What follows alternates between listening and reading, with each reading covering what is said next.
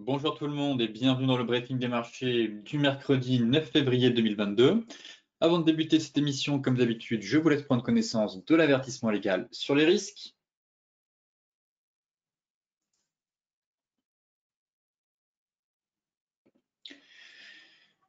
Et ce matin, globalement, on reprend de la hauteur dans le sillage de Wall Street, étant donné que les bourses américaines ont quand même clôturé en hausse. Un marché qui reprend confiance en lui doucement. Néanmoins, on va quand même guetter les chiffres de l'inflation américaine demain. Des résultats bien appréciés, salués par les investisseurs, que ce soit aux États-Unis hier ou ce matin en Europe. Par conséquent, Wall Street a repris un peu la confiance hier, en attendant quand même la publication de l'inflation américaine. Pour rappel, ce matin, on a une détente sur les taux obligataires et aussi sur le pétrole, ce qui permet aussi de donner un nouveau souffle un peu aux indices boursiers. Comme je disais, pour rappel, les rendements obligataires sont quand même nettement tendus. On a fait le point notamment hier dans la partie macro. Ceux des bons à 2 ans grimpant hier même à 1,34 contre 1,29 la veille, et ceux des bons à 10 ans étant tout près de franchir un peu la barre symbolique des 2%. On est venu taper les 1,95 pour la première fois en plus de 2 ans. Donc forcément, les investisseurs attendent la publication de l'inflation en janvier aux États-Unis, qui promet encore une fois d'être encore la plus forte augmentation des prix à la consommation depuis 40 ans. Mais ce qui va être surtout intéressant derrière, certes, ça va être de connaître le chiffre, mais surtout de voir comment vont se comporter les rendements obligataires. Car si on continue de grimper après la publication de l'inflation américaine, eh bien, ça mettrait une nouvelle fois une énorme pression sur les valeurs dites de croissance, donc les valeurs technologiques. Meta, Facebook a continué de chuter, encore une fois, en territoire négatif hier.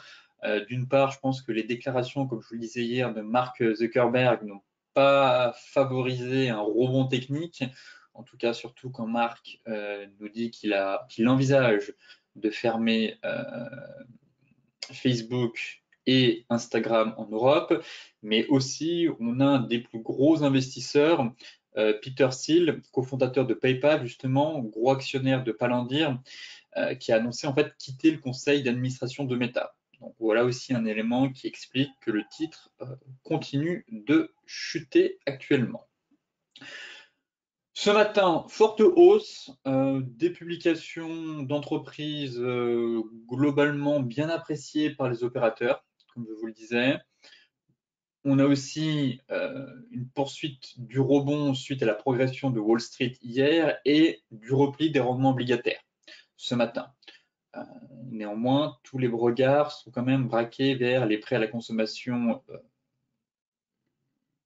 qui seront publiés jeudi et qui constituent quand même une échéance clé cette semaine pour les investisseurs sur fond d'incertitude quant au rythme de la remontée des taux d'intérêt que pourraient adopter derrière les banques centrales.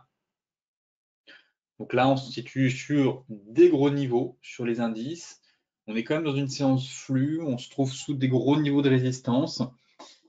Et même si on progresse suite à la détente que l'on remarque actuellement sur les rendements obligataires, qui permet, et aussi le pétrole, très clairement, ce qui permet de soutenir les actions européennes, j'ai pas envie de me précipiter et de partir tout de suite très haussier sur les indices, sachant que le catalyseur reste quand même l'inflation américaine et que tout peut se passer derrière. Et comme je vous le disais, certes, à court terme, on a une détente. Effectivement, si on a des données inférieures au consensus, les marchés vont souffler. Très clairement, ça va donner un bol d'air au marché financier. Et je pense effectivement qu'il faudra de nouveau se positionner à l'achat sur l'ensemble des indices, peut-être pas le Nasdaq, mais en tout cas, on pourrait avoir une poursuite de la hausse. En revanche, si les données dépassent les attentes et que les rendements continuent de grimper, alors je me montrerai en tout cas beaucoup plus prudent sur les indices et à mon avis, une nouvelle jambe de baisse pourrait se mettre en place sur l'ensemble des indices. Donc vraiment pour moi, L'événement clé à surveiller, c'est demain. Et suite à cet événement, on aura, je pense, pas mal de visibilité derrière pour les semaines à venir, notamment sur le calendrier de la Fed concernant son resserrement monétaire. Côté graphique, bon, j'ai juste un seul graphique à vous partager. C'est vrai qu'en ce moment, ce début de semaine, c'est toujours la même chose. Les rendements obligataires, l'inflation, resserrement de politique monétaire, bref, on n'a pas des graphiques très pertinents, à part se répéter. En tout cas, ce graphique, je le trouvais quand même assez intéressant dans le sens où c'est actuellement l'inflation en zone euro par rapport aux projections de la BCE au mois de décembre. Et on comprend mieux en fait le volte-face de Christine Lagarde quand on voit actuellement la trajectoire que prend l'inflation. Effectivement, pour Christine Lagarde, on était censé avoir un spike ici à 4,8% et d'un coup retracé et tombé d'ici la fin de l'année sous l'objectif de 2%. Donc ça, c'est vraiment le scénario très optimiste qu'avait Christine Lagarde. Finalement, on remarque que ça ne se passe pas comme prévu. L'inflation continue de grimper, on a tapé les 5,1 ou 5,2%, je ne me souviens plus exactement. Et difficile d'affirmer aujourd'hui avec certitude que l'inflation va retomber sous les 2% d'ici la fin de l'année. Donc forcément, suite au dernier chiffre de l'inflation, les marchés se sont montrés un peu plus, je dirais pas prudents, mais un peu plus nerveux, parce que Christine Lagarde nous disait il y a encore quelques mois, fin décembre, qu'une hausse de taux était peu probable, et finalement, selon la trajectoire de l'inflation, les marchés estiment qu'une hausse de taux est envisageable à partir du mois de décembre, et certains tablent même sur le mois de décembre, du mois de septembre, pardon, et certains tablent même sur le mois de décembre. Effectivement, on a un des membres du Conseil des gouverneurs de la Fed, de la BCE, pardon, Glassnote, qui envisage, lui, une hausse des taux d'intérêt dès le début du mois d'octobre. En fait, selon lui, l'inflation dans la zone euro devrait rester supérieure à 4% pendant la majeure partie de l'année 2022, et bien plus élevée que ce que la BCE avait prévu en décembre, très clairement. Donc on a un peu des vents contraires. D'un côté, Christine Lagarde qui tente de rassurer en disant l'inflation va reculer, on va atteindre l'objectif d'ici la fin de l'année. Pour l'instant, on ne va pas se mentir, les chiffres parlent d'eux-mêmes, c'est mal parti, et d'autres. Et d'un autre côté, des membres du Conseil des gouverneurs de la BCE qui haussent le ton en nous disant très clairement que l'objectif de 2% ne sera pas atteint et que l'inflation risque de rester élevée une bonne partie de l'année 2022. Par conséquent, Christine Lagarde devra justement effectuer un tour de vis dans sa politique monétaire. Et donc, forcément, ça pourrait faire quelque peu tanguer les marchés. Donc, en tout cas, un graphique assez pertinent, je trouve, puisque les projections datent d'il y a à peine un mois et demi.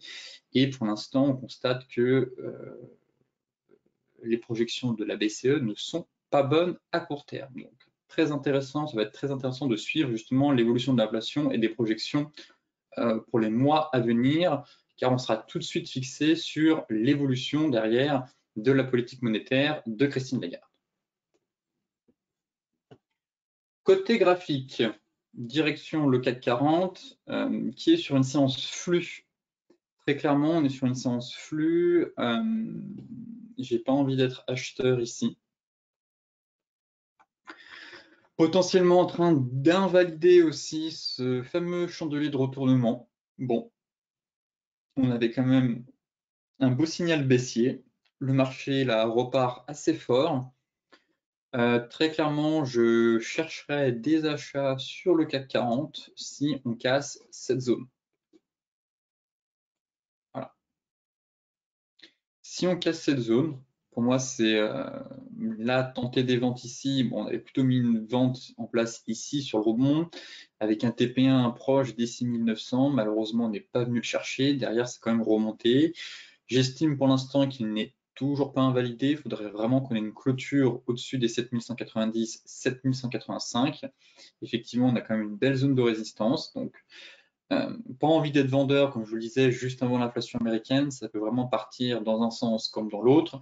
En revanche, ce que je sais, c'est que je repasserai haussier. Et effectivement, je chercherai des achats si on repasse au-dessus des 7190. Voilà ma stratégie. Maintenant, en données 4 heures, on est potentiellement dans un range. Rien n'est fait. Très clairement, ici, on a un range qui est potentiellement en train de se mettre en place. Malheureusement, je n'ai pas de signal de retournement sur la borne haute et on est dans une séance flux. On a fait un beau gap haussier. Derrière, les acheteurs ont continué. Ce qui fait qu'actuellement, être vendeur dans une séance flux, surtout qu'on prend 1,5%, c'est pas très bon. C'est pas très bon. J'observe juste qu'on est dans un range et qu'on se stabilise actuellement sur le haut de la résistance. Voilà. Donc derrière, effectivement, si on casse cette zone, bon, tout porte à croire que le marché pourrait aller chercher un peu plus haut. Voilà pourquoi je repasserai aussi. Pour l'heure, je suis assez neutre. Mon biais baissier diminue peu à peu, étant donné que le chandelier baissier qu'on avait formé en fin de semaine dernière perd peu à peu en vitalité, très clairement, risque d'être invalidé. Pour le moment, ça tient, mais la clôture sera cruciale. Ensuite, en données 15 minutes, il y a peut-être aussi une consolidation dans un drapeau. Donc voilà pourquoi je suis un peu plus méfiant, vous voyez, juste ici. Tac. Donc là, on a une belle accélération haussière, le marché reprend son souffle. C'est vrai que si on break la borne haute du canal, bon, bah, pourquoi pas tenter des achats pour aller chercher un peu plus haut. La zone des 7185, par exemple, une autre grosse zone. Et si derrière elle casse, on pourrait vraiment repartir assez fort et venir, pourquoi pas, mais ça me semble quand même, ça me semble un peu tiré par les cheveux, mais bon, faut pas non plus avoir de biais, mais pourquoi pas retourner en fait sur les 7350. Bon, en attendant, pour moi, on est sur une grosse zone, 61,8, zone horizontale de prix. Effectivement, si on casse le retracement de 61,8, d'après Fibonacci, il y a toujours une forte probabilité de retracer tout le mouvement baissier. Voilà pourquoi un retour vers les 7400 ne serait pas à exclure. Bon, le scénario de l'ETE, pareil, est toujours en place. Invalidation si on break les 7200 points. Donc là, plutôt à filtrer sur des unités de temps un peu plus courtes, horaire 1 heure, pour essayer de tenter quelque chose sur le CAC. Mais effectivement, si on sort par le haut de ce canal, de ce drapeau, à mon avis, on pourrait accélérer en direction des 7185, 7200. Ensuite, il faudra quand même surveiller la clôture daily, car si on clôture sous les 61,8, bon, eh bien le marché clôturera sous résistance avant l'inflation américaine et là, ce sera notre catalyseur.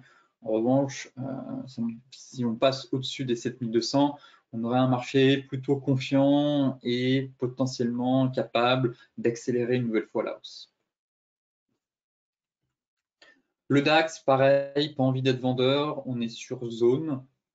On a eu un beau rebond, encore une fois, sur notre belle zone de prix hebdomadaire.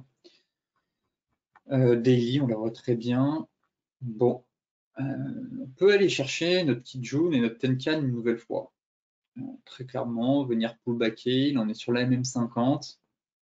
Si je bascule en données daily, effectivement, hein, tant que ce niveau ne cède pas, voilà, pas de biais baissier sur le DAX, très clairement. Ça, pour moi, c'est le juge de paix, c'est le niveau clé. Si on passe sous 15 009, 14 009, très clairement, oui, je mettrai en place un plan swing baissier, mais pour l'heure, on est toujours dans cet énorme range. Et pareil, le sentiment qu'on a peut-être, je m'appelle Ishimoku, de nouveau un range ici, à plus court terme. On est sur le niveau des 15 008. Bon, pareil, séance flux sur le DAX.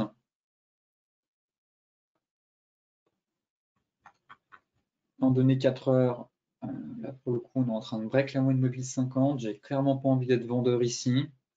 pourquoi pas tenter une petite vente un peu plus haut vers les 15 550, 15 530, mais clairement pas avant.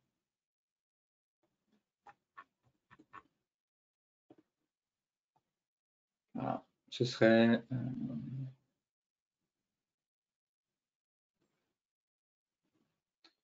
je vais retracer mon Fibo.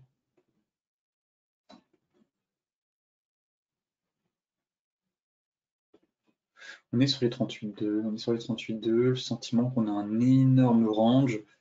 Donc forcément, même tenter des ventes, là c'est haussier, donc si vous êtes acheteur, tant mieux. Je pense qu'on peut continuer de grimper sur le DAX. On peut vraiment aller chercher 15 530, 15 550.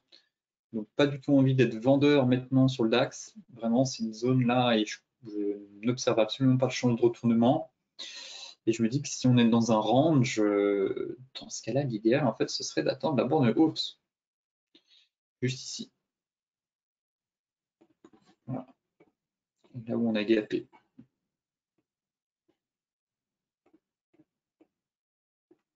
Et tac, tac, tac, tac. Ouais. Tenter une vente par ici, mais là, actuellement, j'ai beau basculer sur toutes les unités de temps, 15 minutes. Sauf si on nous fait, sauf s'il y a une belle divergence. Effectivement, on pourrait former une divergence. Si on part ici, on est quand même monté assez haut, assez fort, assez vite. Si le marché part ici, il faudrait qu'on ait un signal baissier. Donc là, on est bien parti actuellement pour former une divergence, même si on part un peu plus haut. Vous voyez que le RSI, il n'a pas du tout dépassé ce sommet, donc le marché pourrait commencer à former une divergence, mais un peu plus haut, en fait. Donc pour l'heure, pas de vente. Clairement, on est dans une séance flux, en fait. C'est ça le problème. Et donc, quand le marché est flux, il faut plutôt chercher des achats. Parallèlement, en 5 minutes, on voit qu'on est vraiment bien cadré par la moyenne mobile 50. Et donc, c'est elle qui va cadrer la hausse de la séance. Voilà. Tant qu'on ne casse pas la moyenne mobile 50 en 5 minutes, aucune raison d'être vendeur. Voilà. Le marché continue de grimper. Là, il y avait une petite divergence, mais vous voyez que le marché a juste soufflé. Donc, vraiment, pas envie d'être vendeur sur le DAX. Pas sur cette séance-là, en tout cas. On verra demain. Vente plutôt un peu plus haut. Et si le marché confirme la divergence baissière. Donc là, pour moi, on est bien orienté. Vraiment, je pense qu'on pourrait aller chercher 15 540, 500, 550 au cours de la séance. Et derrière, l'idéal, ce serait vraiment plutôt d'attendre des ventes un peu plus haut vers la zone 15 700, 15 730. Le Dow Jones,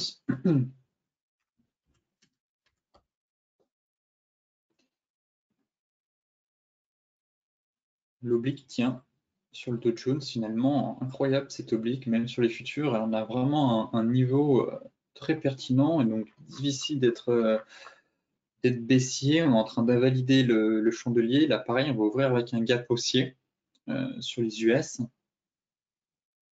Et je me dis que si on clôture au-dessus des 61,8 et que les chiffres ne sont pas mauvais demain sur l'inflation, du moins sur les opérateurs, on serait bien parti pour aller chercher les 36 180. Voilà. Donc là, on se trouve à la croisée des chemins. On devrait ouvrir avec un gap haussier. J'ai hâte de voir la clôture de la séance. Mais là, on pourrait avoir une sortie de range par le haut, en fait. Et effectivement, de mes 4 heures,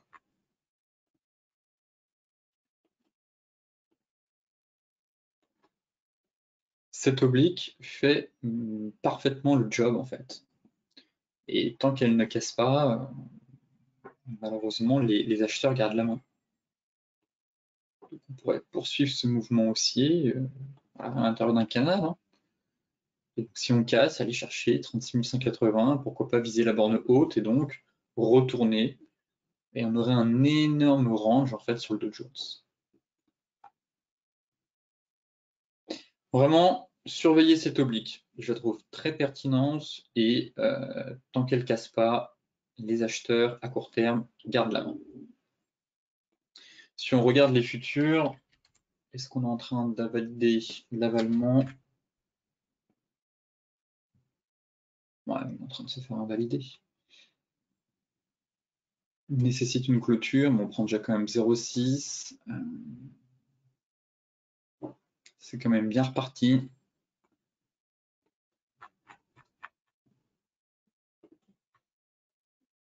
Et effectivement, le sentiment que les acheteurs montrent de la force et qu'on est en train de casser cette zone, et qu'on pourrait aller chercher les 36 000 points, la prochaine zone. Voilà. On break les 61,8, on break la zone ici. Pour l'instant, c'est bien orienté. Donc effectivement, si on part sur une séance flux, ça peut être intéressant de chercher des achats à l'ouverture à 15h30. Voilà. On est quand même bien orienté, sorti par le haut.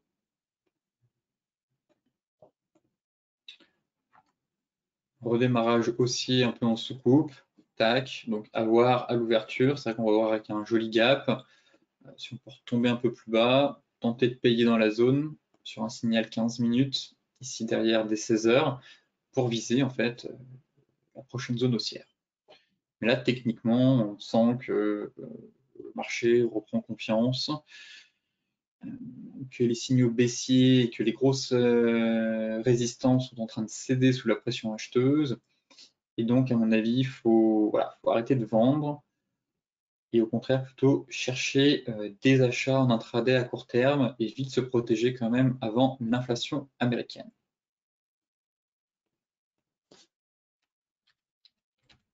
L'euro-dollar,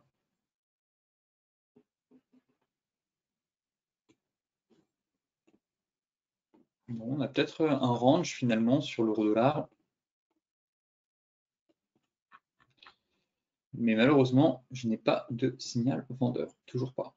Donc, je pars toujours du principe qu'on a un range, que le niveau qui m'intéresse, moi vraiment, c'est pour tenter une vente sur repli, juste viser voilà, 70 pips à peu près, ça reste rien 15,30, très clairement. Voilà, pour moi, c'est une zone magnifique. Ici, c'est un niveau, mais il n'est pas aussi pertinent que les 1,1530. Là, c'est vraiment une très très belle résistance qui joue hebdo, MM200 normalement, si je dis pas de bêtises.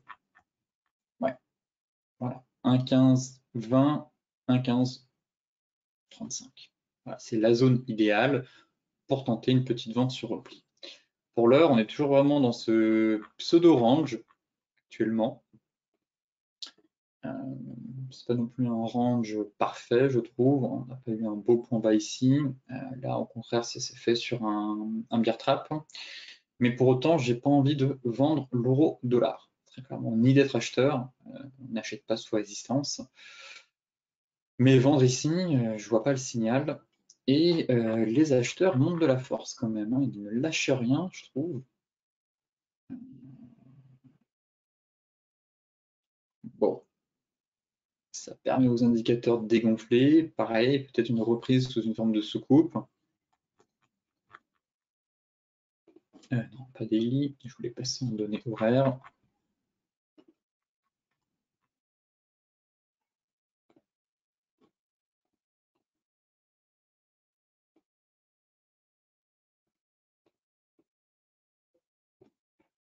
Effectivement, sortie de biseau par le haut, ce qui plaide pour de nouveau un retour sur les 1,1460. Bon, j'attends un signal, très clairement, moins envie d'être acheteur maintenant, sauf si vous faites de l'intraday, pourquoi pas, ceux qui ont tenté la sortie du biseau ici pour aller prendre quelques pips. Mais en plan swing, voilà, j'attends vraiment un gros signal sur ce niveau-là ou ce niveau-là. On verra si on paye les 1,1460 à la cassure, mais je serais plus à l'aise avec une vente sur un gros niveau pour permettre au marché de souffler un peu et avoir un trade assez facile que ici et au final me prendre les pieds dans le tapis si en fait je me trompe et qu'on est dans un range et qu'on repart en direction du sud ou que le marché s'amuse à consolider dans un range intermédiaire comme cela. On vient de faire un petit excès, finalement retomber et consolider dans un range entre 1,14 et 1,1480. En tout cas, le marché, à mon avis, ne devrait pas déclencher de mouvement directionnel juste avant l'inflation américaine. Pareil, des investisseurs qui attendent voilà, un catalyseur. GBP NZD. GBP NZD, j'aime bien cette paire, dans le sens où en données hebdomadaires, j'ai un début de signal de retournement ici, une étoile du soir quasiment doji, forte accélération, on est très éloigné de notre Tenkan. Bon, un repli par ici, ce serait pertinent, vous voyez. Venir souffler sur notre Tenkan, enfin se replier afin de reprendre son souffle et venir taper notre Tenkan. Donc une belle zone ici à 2, prix rond, c'est psychologique. Ensuite, en données daily, on est en train de casser une oblique. Voilà, on avait quand même vous montrer un peu la quantification. Voilà, on avait quand même une forte ascension, on est en train de casser une autre oblique. Donc on pourrait vraiment aller chercher en TP1 ici, en TP2 juste là. Et en fait, surtout derrière, c'est qu'on était sous une zone de résistance. Je vais enlever Ishimoku, hop, nettoyer ici. Voilà. Là, on a une très belle zone de résistance, vous voyez, en hebdomadaire. Et je constate en données 4 heures la cassure par le bas du range. Voilà. Donc joli range de consolidation, cassure par le bas. Ça pourrait être intéressant d'essayer d'avoir un petit pullback par ici pour affiner le ratio. Là, on a quand même cassé l'oblique. Ce serait voilà, d'attendre le pullback et de placer un stop loss par ici.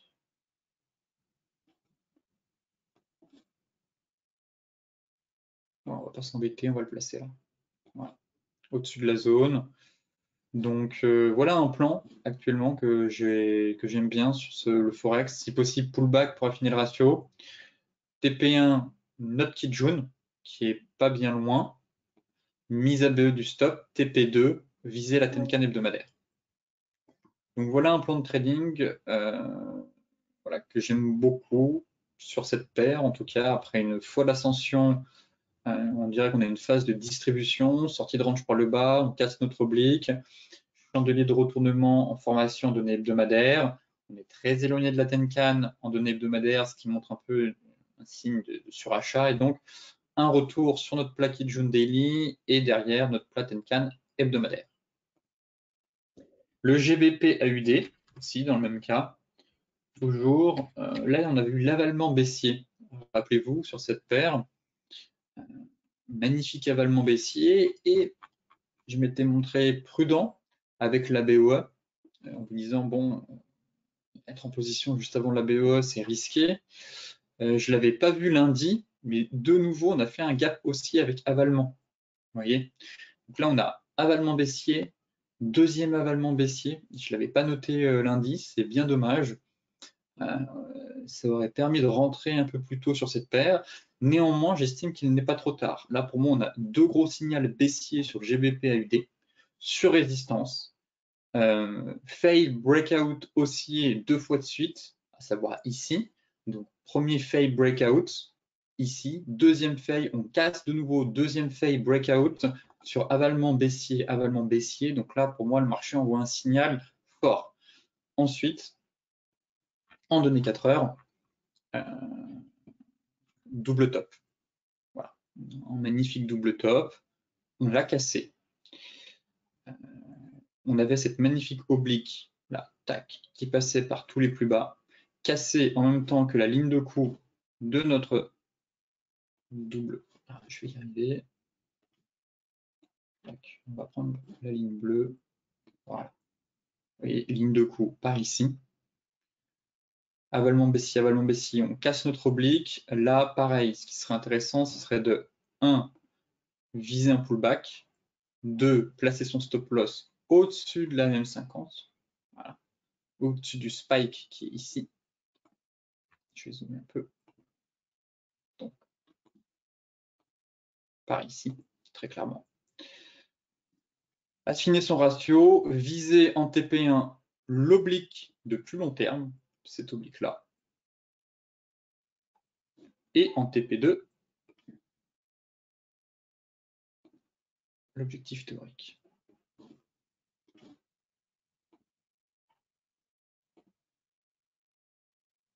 Ouais, ici on a une zone. Là, on donné 4 heures. Elle se voit bien. Hop. Objectif théorique. Je vais plutôt prendre celle-là comme zone. C'est une zone intermédiaire. Voilà. Par ici. Tac, tac. Cassure, pullback. Objectif théorique, pas loin de cette zone. Donc voilà le plan. Pour moi, on a une belle configuration baissière sur GBP-AUD, GBP-NZD. GBP-AUD, c'est vraiment propre. Si possible, attendre le pullback. Stop loss au-dessus de la MM50. Alors, si vous voulez le baisser encore un peu, pourquoi pas. TP1, notre oblique qui passe par 1, 2, 3 points de contact. Donc ici, mise à bleu du stop. Si ça casse, TP2, 1, 86, 70. Passons au gold. Hier, j'ai fait l'impasse dessus. J'ai complètement oublié d'analyser le gold. Autant pour moi. Je sais que beaucoup observent ce marché, d'ailleurs, qui est très pertinent, très intéressant. Mais hier, je suis tout de suite passé au pétrole. Alors, le gold. Encore une fois, hein, le marché se trouve sur un niveau clé juste avant l'inflation américaine, forcément. Je vois mal là, en toute honnêteté, le marché casser les 1830 accéléré avant demain.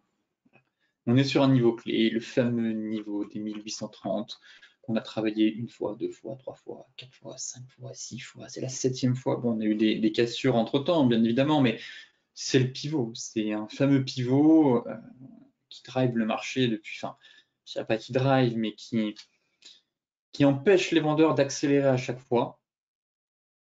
Vraiment. Et là, de nouveau, deux scénarios. Le scénario idéal, ce serait une poursuite du métal jaune, une poursuite de la hausse du métal jaune, donc cassure des 1830, achat, on vise 1850, breakout par le haut, sortie par le haut de ce triangle enfin, et derrière, je pense, une belle accélération.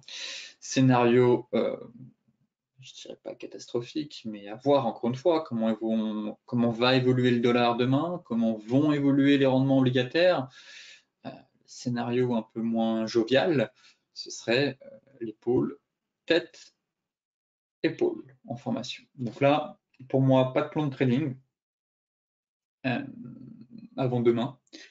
Si on break les 1830, être acheteur, mais avec un stop large, très clairement, parce qu'en fait, on a beaucoup de soubresauts, comme je vous le disais, beaucoup de mèches, et donc, si c'est pour se faire sortir ici, alors qu'on avait un bon point d'entrée sur la divergence, qu'on est venu se faire stopper sur la mèche, je préfère éviter. C'est assez frustrant qu'on voit actuellement que le marché est assez reparti, est bien reparti en tout cas.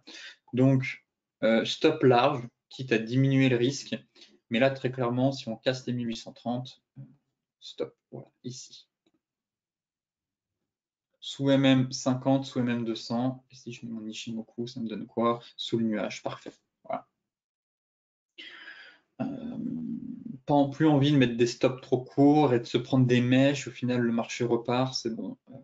On a déjà suffisamment souffert sur ce marché pendant pas mal de semaines. C'est un marché qui est difficile à appréhender, piégeux. Donc je pense que quand on a des signaux haussiers, on peut de nouveau avoir des mèches, des chasses au stop. Résultat, mettre un stop large et viser 1850. Ne pas prendre de TP ici. Car si on casse, on prendra un TP bien plus haut. Voilà. Remonter le stop. Si on a un gros signal de retournement, ok, on avisera. Mais s'il n'y a pas de signal de retournement, on garde la position pour viser très haut sur le gold. Voilà le plan que j'ai demain, en tout cas sur le gold. Actuellement, donné 4 heures. Je vais nettoyer mon graphique. Enlever. Ouais, vraiment, quelle déception de voir les deux mèches ici sorties à break-even. Peut-être que certains ont été un peu plus malins et n'ont pas mis le stop à break-even suite à la hausse ici. Donc bravo à eux, finalement, bonne stratégie. Le marché est quand même bien reparti. Mais c'est vrai que le signal était quand même pas mal. Bon, tant pis, la bourse, comme je vous le disais, c'est le temple des regrets. Il faut savoir passer à autre chose derrière, se reconcentrer sur le moment présent. Maintenant, 1830, bon, niveau clé, hein. En revanche, pas de signal baissier, donc aucune raison d'être vendeur ici. Un marché qui repart doucement à la hausse. Voilà, surveillez ce niveau. Si ça casse, vous connaissez le plan. Si ça retombe, eh bien, de nouveau, il faudra retravailler à l'achat la zone des 1790, 1795. Mais pour l'heure, à court terme, le marché semble bien orienté et les acheteurs gardent la main. Le Brent.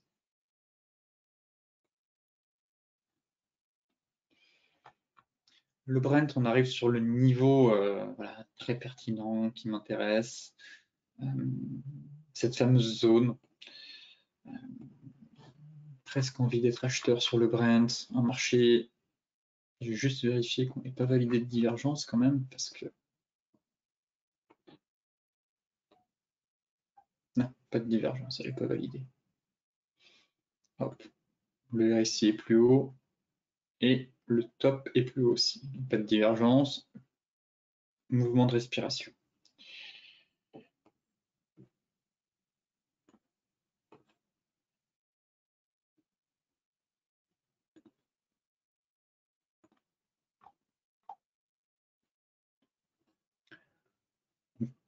Voilà, plutôt le sang.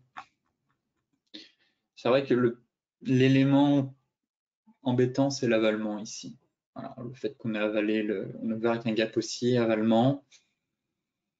J'aurais préféré qu'on ait un repli de marché avec des doji.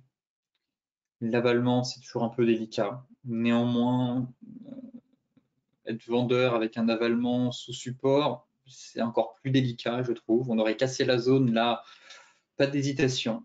J'aurais laissé tomber mon plan acheteur et j'aurais dit ok, je pense que le marché va aller un peu plus bas. Venir taper cette zone, chercher notre Kijun. Il y a les stocks de pétrole qui doivent être publiés cet après-midi. Pareil, mais en données 4 heures. J'ai pas envie d'être baissier en fait tant que j'ai pas une cassure de mon canal et de ma zone surtout.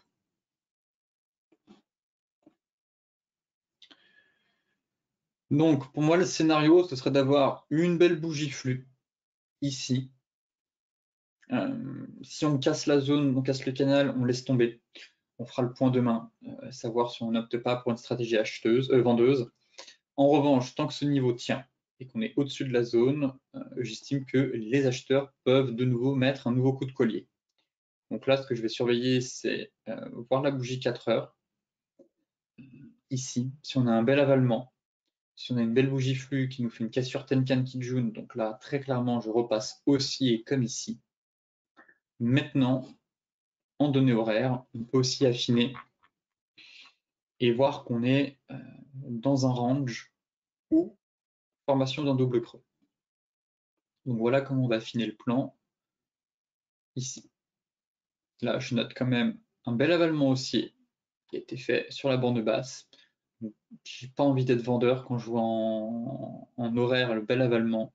Nécessite confirmation par quand même un puissant avalement 4 heures, un puissant chandelier 4 heures. Mais tant qu'on ne casse pas les plus bas, pour moi, pas d'alerte baissière.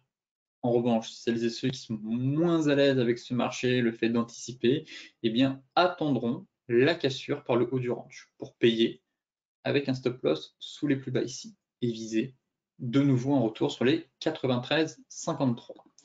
Voilà le plan que j'ai actuellement sur le pétrole. Le light, c'est la même chose. Très clairement, c'est la même chose, seulement que le Brent, on est sous support. Là, on est au milieu du désert et on a buté sur notre oblique. On a une grosse résistance ici. Je vous disais, on a un gros niveau. Je vais la mettre en rouge. Ça, c'est une grosse zone. Pas de divergence baissière. Je vais redescendre mon RSI. On est en train de casser la Tenkan. Ok. Mais je suis pas à l'aise avec le WTI actuellement. Là, pour moi, c'est un niveau Pas très pertinent. Peut-être que j'ai mal tracé, peut-être que j'ai oublié de tracer une zone intermédiaire, c'est aussi possible.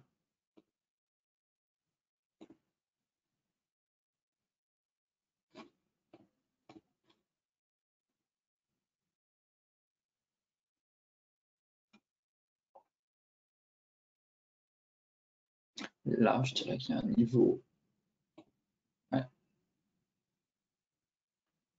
86, 92. Là, on a un petit spike ici. C'est pas très lisible, mais on peut le noter. Et là, on a le pullback. Pullback, test. Pareil ici, hein, si je zoome, hop, on voit très bien, on voit très bien. Donc 86, 90. Repassons là-bas. Ok. Bon. Je vais mettre en vert.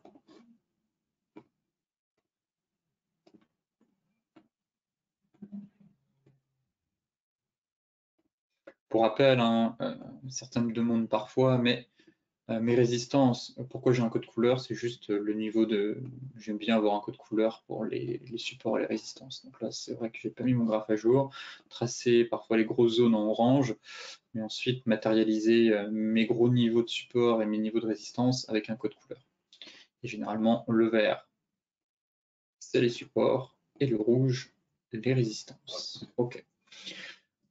Bon, ce serait bien qu'on ait un retour un peu plus bas. Plutôt focus sur le Brent actuellement. C'est vrai que là, quand même, on est monté assez haut, assez vite, assez fort, mais ça reste l'actif qui surperforme actuellement le marché. Le Brent et le WTI, le secteur pétrolier, le secteur de l'énergie ont très clairement le vent en poupe. Donc, j'ai pas envie de nager à contre-courant, j'ai pas envie d'être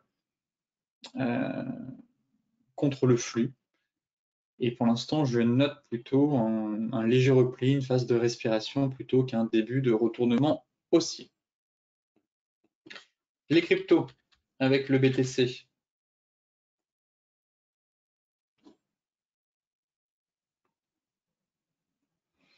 Toujours ce scénario d'épaule tête épaule que l'on surveille avec si possible un retracement de la dernière vague de hausse sur les 31,8. Ouais, l'idéal reste vraiment les 41 000 $. Là, on n'a toujours pas eu de gros repli.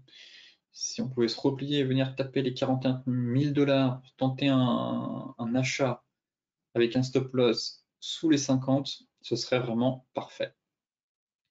Et malheureusement, si on break cette zone, bon, il faudrait aussi chercher des achats derrière. On casserait enfin des résistances et donc on aurait vraiment un début de reprise haussière. Mais pour l'instant, ce n'est pas le cas. On a vraiment une très grosse zone. 45 200, 44 000.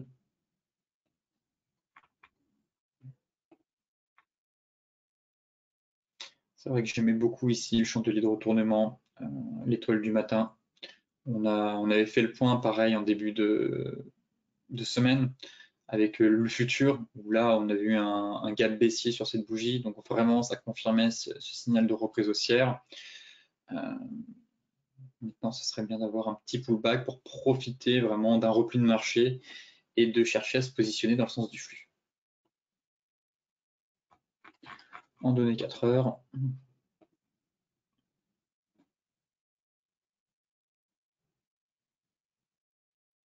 Bon, rien à dire, on est sous résistance, donc aucune raison d'acheter sous résistance. Et moi, ce qui m'intéresse vraiment, ce serait au moins un retour. La zone idéale, ce serait les 41 000 $. Mais si on n'arrive pas à taper les 41 000 $, au moins venir chercher la moyenne mobile 50.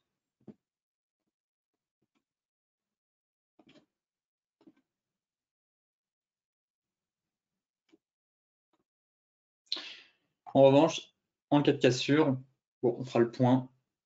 Pareil, il faudra quand même continuer à chercher des achats à court terme.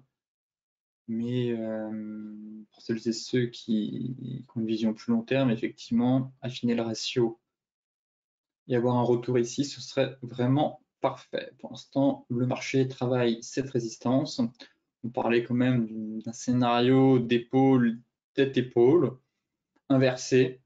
Bon. c'est toujours viable, mais il faudrait que le marché cède un peu du terrain. Et malheureusement, actuellement, les acheteurs montrent de la force. Donc voilà, plan acheteur, si on casse ici, pourquoi pas, avoir un beau pullback. Mais sinon, prendre son mal en patience et espérer vraiment un retour ici, payer et placer un stop loss sous le niveau des 50%. Donc voilà, vous voyez, le point haut, stop loss sous les 50, donc par ici, vers les 38 400. L'Ethereum.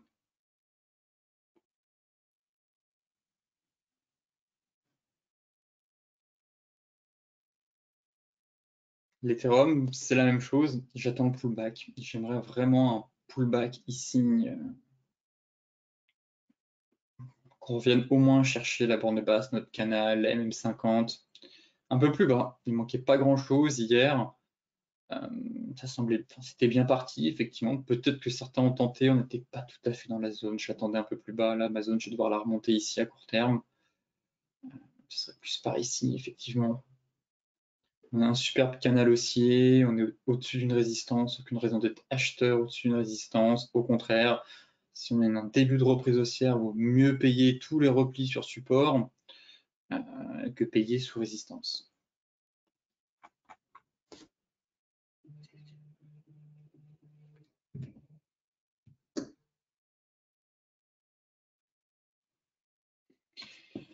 Maintenant, encore une fois, MM50. Donc là, tant qu'elle ne casse pas, aucune raison de se précipiter, d'être acheteur, de payer sous résistance, de payer sous main mobile 50, ça c'est vraiment hors de question. Si elle casse, effectivement, on aurait quand même un signal assez puissant. Dans ce cas-là, viser le pullback, un stop loss plus serré et aller chercher directement 3675. Voilà. Donc, affaire à suivre. En revanche, tant qu'on n'a pas de cassure, faut garder espoir sur un petit repli un peu plus significatif, placer son stop par ici et de nouveau viser 3200 et 3675. Voilà le plan sur l'Ethereum. Mais force est de constater que les grosses cryptos sont globalement toutes sous une résistance clé. Pareil, voyons voir si demain les données sur l'inflation font réagir le secteur des crypto-monnaies. Sur ce briefing des marchés touche à sa fin. Comme d'habitude, je vous souhaite une excellente journée, de très bons trades et je vous dis à demain pour un nouveau point complet sur la planète finance.